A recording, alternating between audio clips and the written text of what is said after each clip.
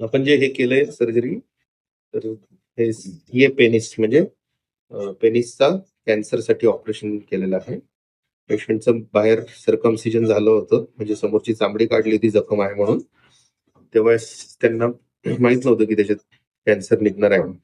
तर त्यांनी फक्त चामडी काढायचं ऑपरेशन केलं आणि ते तपासायला पाठवलं.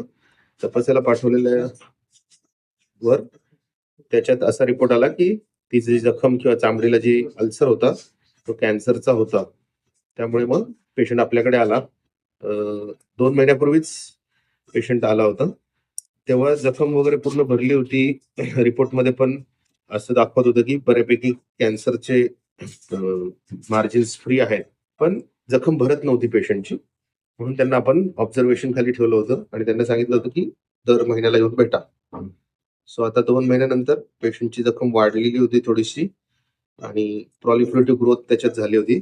अशा परिस्थितीमध्ये आपण त्याच्यात एक मोहोज मायक्रोग्राफिक सर्जरी करून पेशंटचा शाफ्टची लेंथ वाचवून आपण पेनाइल रिकन्स्ट्रक्शन सारखं करतोय आणि आपण पूर्ण कॅन्सरस जो पार्ट होता तो काढून टाकलाय आणि त्याच वेळी आपण पेशंटच्या पेनिसची लेंथ आणि आकार हे ऑलमोस्ट पहिल्यासारखं राहील असं प्लॅन केलेलं आहे.